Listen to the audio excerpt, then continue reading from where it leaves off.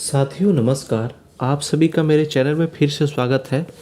Channel पर नया है तो सब्सक्राइब जरूर कर लीजिएगा, क्योंकि हमारे चैनल पे शिक्षा जगत की खबरों के साथ आप सभी प्लेलिस्ट में म्यूजिक ऑल एग्जाम करके एक प्लेलिस्ट देख रहे होंगे, जिसमें म्यूजिक के कुछ सीरीज चल रहा है, जिसमें मैंने पिछले 2 वीडियो में कुछ संगीत के बेसिक चीज़ों को समझाया है, पढ़ाया है, और उसे रिलेट करके कुछ क्वेश्चन मैं करा दे रहा हूँ, ताकि कंसेप्ट क्लियर हो जाए। आगे और भी सीरीज चलते रहेंगे। जैसे जैसे आप सभी का सपोर्ट मिलेगा, मैं मेहनत करूँगा, आप सभी के लिए कंटेंट बनाऊँगा, इकट्ठा करूँगा, चूँकि सब कुछ आपके सपोर्ट पे ही निर्भर है। अगर आप मुझे सपोर्ट करें, मेरे चैनल को आगे बढ़ाएंगे, तो मुझे भी एक ऊर्जा मिलेगी, जिससे मैं आप सभी के लिए मेहनत करूँगा। और यह मैं कोशिश में लगा हूँ कि हमारे वीडियो के माध्यम से डायरेक्ट आपके 2024 में जो मार्च में स्टेट होने जा रहा है उसमें काम आ सके, जिसका फॉर्म आज से भराना भी शुरू हो गया है। और बीपीएससी में भी बिल्कुल ये मतलब कि मेरा वीडियो काम आएगा। आप सभी अपना सेल्फ स्टडी भी करते रहें, और जो भी बुक आपको पसंद है, किसी भी अच्छे राइटर का बुक, आप खुद से भी पढ़ते रहें, मेहनत करते रहें, क्योंकि सेल्फ स्टडी होनी चाहिए। मैं ये नहीं कहूँगा कि आप मेरे केवल वीडियो को ही पढ़ें, ज़रूर काम आएगा। अगर आप मेरे सिर्फ वीडियो को भी देखेंगे तो ऐसा नहीं है कि काम नहीं आएगा, लेकिन आप अपने कंसेप्ट के लिए भी अपना खुद से स्टडी करना चाहिए। फ़िलहाल आपको मैं आगे लेकर के चलता हूँ अपने प्रश्न के माध्यम से। मैं फास्ट चलूँगा, क्योंकि जो चीज़ें समझानी होगी वो उस चीज़ों पे मैं ही रुकूँगा, क्योंकि वीडियो बहुत लंबा हो जा रहा है। देखिए, सबसे पहला प्रश्न है, संगीत का आधार कौन सा नाद है? मैं आपको थोड़ा सा हाईलाइट करके रिलेट कर दे रहा हूँ, इतना मैं पहले बता दे रहा हूँ। 1 मिनट, थोड़ा सा 1 मिनट रुकेंगे आप लोग। हाँ, संगीत का आधार कौन सा नाद है? आहत नाद को बोलते हैं। ये चीज़ यहाँ पे दिखाया है। और संगीत उपयोगी मधुर ध्वनि क्या है? नाद है। यानी कि ध्वनि तो बहुत सारी होती है, लेकिन जो संगीत में उपयोग होता है मधुर ध्वनि, उसी को नाद कहते हैं। नाद की लक्षण या विशेषता कितने हैं? 3। आपको पिछले वीडियो में वो 3 लक्षण मैं समझा चुका हूँ, जिसमें जाति और गुण भी आता है, तारता है, तीव्रता है। मोक्ष प्राप्ति या साधना में कौन सा नाद प्रयोग होता है? आपको एक चित्र के माध्यम से मैं समझाया था ना, कि एक योग की मुद्रा में एक संत जैसा कुछ बैठे हुए थे, जिसको अनाहत नाद कहते हैं, जो साधना से ही उत्पत्ति होती है, उसी को अनाहत नाद कहते हैं। एक सप्तक में कितने श्रुति होते हैं? ये यहाँ पे है, आप देख सकते हैं, 22 श्रुति होते हैं। संगीत में आंदोलन क्या है? कंपन। इसके बारे में भी मैं पिछले वीडियो में समझा चुका हूँ। संगीत में आंदोलन क्या है? कंपन है। 2 बार टाइप हो गया, वही चीज़ है। एक सप्तक में कुल स्वर कितने होते हैं? देखिए, आपको दिखा दें। स्वर तो देखिए वैसे 7 होते हैं, लेकिन कुल स्वर 12 होते हैं, चूँकि 5 स्वर विकृत हो जाते हैं, रे, ग, ध, कोमल और एक तीव्र म। उसको मिला करके एक सप्तक में कुल 12 स्वर होते हैं। वैसे शुद्ध स्वर एक सप्तक में आपको यहाँ पे 1 मिनट मैं इसको ले लूँ, शुद्ध स्वर 7 ही होते हैं। कौन से स्वर अचल होते हैं? इसका आंसर सा और प होगा, क्योंकि बाकी जो स्वर होते हैं, रे, ग, ध और आपका म, उसके विकृत रूप पाए जाते हैं। जैसे रे, ग, ध के कोमल और म के तीव्र, लेकिन सा और पा के कोई भी विकृत रूप नहीं पाए जाते हैं। इसलिए यह अचल स्वर है, यह अपने स्थान पे बने रहता है। अब आपको बता दें, राग में कम से कम और अधिक से अधिक कितने स्वर लगते हैं? तो इसका आंसर होगा 5 और 7, क्योंकि कम से कम राग में 5 स्वर होने चाहिए, और अधिक से अधिक 7 स्वर। 7 स्वर से ज़्यादा नहीं होने चाहिए। शुद्ध स्वर 7 हैं, तो नॉर्मली 7 स्वर से ज़्यादा नहीं होगा। राग की उत्पत्ति किससे होती है? राग की उत्पत्ति थाट से होती है। इसके बारे में भी मैं आप सभी को समझा चुका हूँ। राग की मुख्य कितनी जाति हैं? 3 होती हैं, ऑडव और साडव संपूर्ण। यहाँ पे उपजाति की बात है, जिसकी संख्या 9 होती है। 9 कैसे हो जाती है? जैसे मुख्य तो 3 हो गया, ऑडव, साडव, संपूर्ण, लेकिन ऑडव ऑडव, ऑडव साडव, ऑडव संपूर्ण, साडव साडव, साडव संपूर्ण, ऐसे करके, मतलब कि जैसा कि आप सभी पढ़े भी होंगे, 9 हो जाता है। टिम्बर क्या है? देखिए, ये बहुत ही वीवीआई क्वेश्चन है, जैसा कि इस बार बीपीएससी में भी देखने को मिला है। टिम्बर क्या है? वही नाद की जो जाति या गुण होता है, जिससे हम लोग बिना देखे केवल सुन करके समझ जाते हैं कि हारमोनियम बज रहा है या कीबोर्ड बज रहा है या तबला बज रहा है। यह नाद की गुण होता है, ये उसको जाति भी कहते हैं, उसी को टिम्बर कहते हैं। अब आपको हम आगे प्रश्न पे चर्चा करें। ये क्वेश्चन भी बहुत वीवीआई है। 2 नादों के बीच का अंतर जो समझाए और स्पष्ट सुनाई दे, उसे क्या कहते हैं? उसको श्रुति कहते हैं।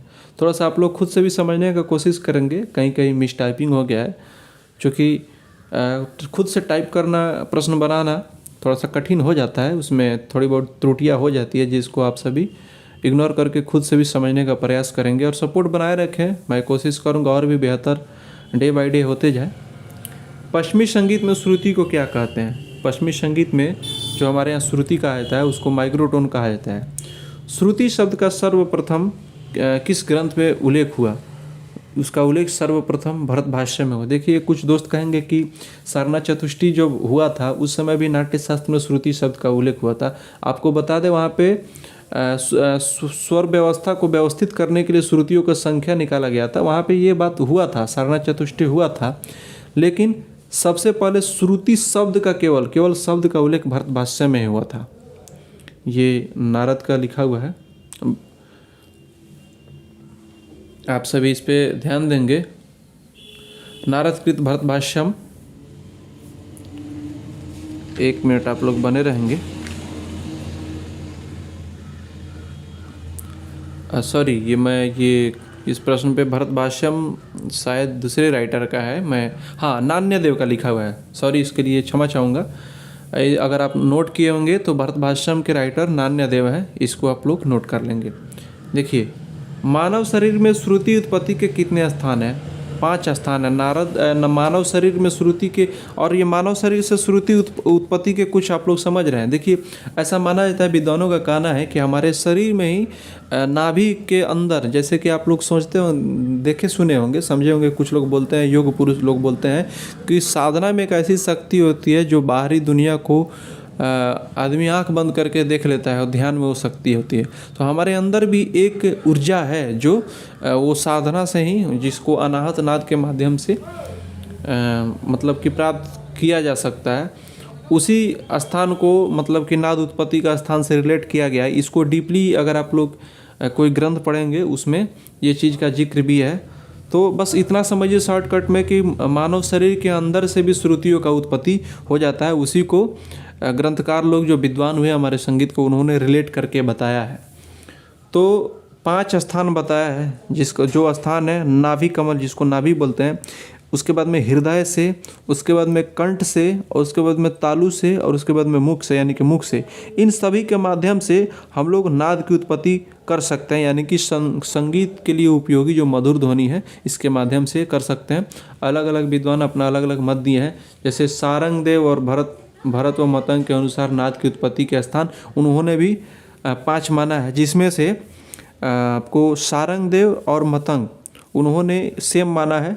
जो स्थान है उन्होंने हृदय से उत्पत्ति का स्थान माना है, फिर नाभि से माना है, कंठ से माना है, और मस्तिष्क से माना है, और मुख से माना है।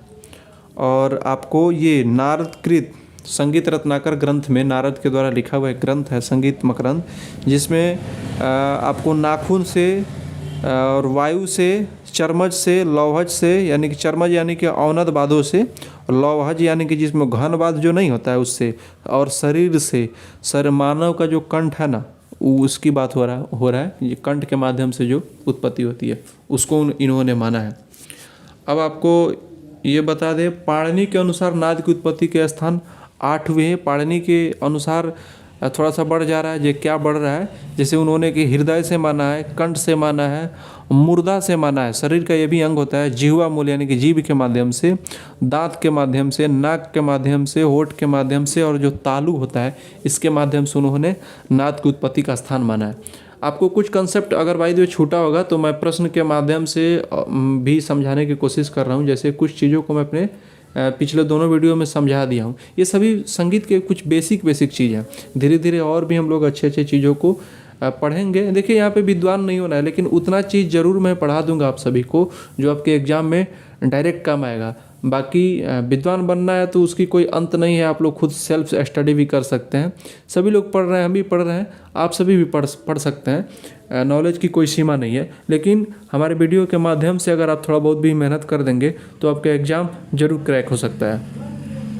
अब बताते हैं पाणिनि के अनुसार बता ही दिए। रामा माते के स्वर मेल कला निधि के अनुसार नाद के भेद या स्थान मात्र 3 हुए, जिन्होंने ये जैसे कि मंद्र सप्तक, मध्य सप्तक और तार सप्तक को ही उन्होंने नाद उत्पत्ति के स्थान बनाए हैं, जो शरीर से रिलेट किए।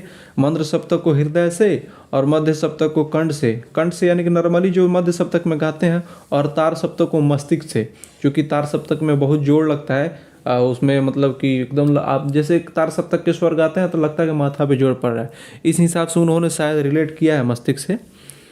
और ध्वनि के कितने प्रकार होते हैं, उनके नाम। ध्वनि 3 प्रकार के होते हैं, सुरीली, बेसुरी और साधारण। सुरीली यानी कि जो संगीत के लिए उपयोगी हो, बेसुरी यानी कि जो शोरगुल होता है, कर्कश टाइप का ध्वनि। साधारण कह सकते हैं जैसे हम लोग बोलचाल आम भाषा में ये कह सकते हैं। श्रुति के कितने जाति होते हैं, देखिए श्रुति के आपको बता दें कि 5 जाति होते हैं, और जो 22 श्रुति होता है ना, इसी 5 जाति के अंदर ये बांट दिया गया है, जिसका नाम है दीप्ता, आयता, करुणा, मृदु और मध्या। इसी 5 के अंतर्गत 2200 श्रुति का मतलब 2200 श्रुति को रखा गया है। यूनानी संगीत में श्रुति को क्या कहते हैं और कितने हैं। यूनानी संगीत में श्रुति को हंगाम कहते हैं, और जिसकी संख्या 24 है। जैसे हमारे यहाँ 22 है ना श्रुति की संख्या, तो यूनानी संगीत में उसी को हंगाम कहा जाता है। श्रुति का नाम हंगाम है और उनकी संख्या 22 की जगह पे 24 हो जाती है। श्रुति को कितने वर्गों में वर्गीकृत किया गया है, थोड़ा सा यहाँ पे मिसटाइपिंग है, यहाँ पे मैं आपको दिखा दे रहा हूँ। ये इस चीज़ को मैं बोल रहा हूँ,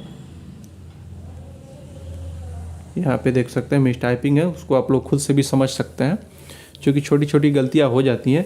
श्रुति को कितने भागों में वर्गीकृत किया गया है, तो 3 भागों में वर्गीकृत किया गया है, जिसे चतुश्रुतिक, त्रिश्रुतिक और द्विश्रुतिक। सा म प और ये आपको रेध और गानी, जैसे चतुश्चैव ये वाला आप लोग श्लोक पढ़े होंगे, तो वहीं जिस सा म प के 4 श्रुति, एक वो हो गया, रेधा के 3 श्रुति और गानी के 2 श्रुति, वहीं श्रुति को वर्गीकृत किया गया 3 भागों में।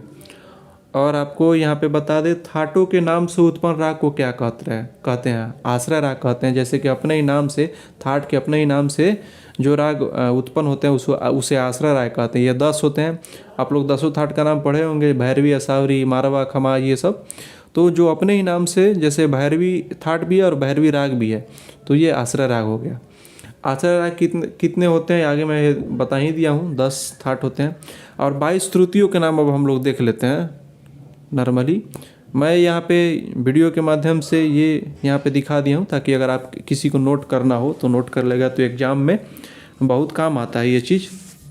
और इन्हीं श्रुतियों का ये क्रम से लिखा गया, तीव्रा, कुमुति, मंद्रा, छंदोवती, यानी कि 1 2 3 4 5 6 करके लगातार काउंट कर लें, 22 तक क्रम से हमने लिखा है। तीव्रा, कुमुति, मंद्रा, छंदोवती, दायवती, रजनी, रक्तिका, रौद्री, वजिका, प्रसारणी, प्रीति, मार्जनी, क्षिति, रक्ता, संदीपनी, अलापनी, मदंती, रोहिणी, रम्या, उग्रा, छोबड़ी। और आपको समझा दे थोड़ा सा मैं समय लेकर के, वीडियो तो वैसे बहुत लंबा हो गया।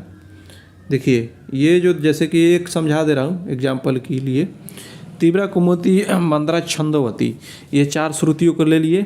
और यहाँ पे आपका जैसे कि प्राचीन और मध्यकालीन विद्वानों ने, जैसे कि 4 श्रुति हम लोग किए थे ना, यहाँ पे आपका छंदोवती पे अंतिम श्रुति पे उन्होंने सा को स्थापित कर दिया था यहाँ पे। और आपको बता दें, और हमारे आधुनिक विद्वानों ने जैसे कि सा के 4 श्रुति हुए, तो उन्होंने प्रथम श्रुति पे ही स्थापित किया। इसी तरह से आगे और भी श्रुतियों का विभाजन हुआ सामा पर, रेधा और गानी के अनुसार। तो वीडियो बहुत ही लंबा हो गया। हमारे चैनल को सपोर्ट करें। अगर किसी तरह की छोटी बहुत त्रुटि हुई होगी तो उसको आप लोग इग्नोर करते हुए, और मेरे चैनल के माध्यम से आप लोग कुछ फ़ायदा उठा सकते हैं। मेरे तरफ से जितना कोशिश हो रहा है मैं कर रहा हूँ, आप सभी की तरफ से जितनी सपोर्ट है उसकी मैं उम्मीद करता हूँ। तो धन्यवाद वीडियो पूरा देखने के लिए।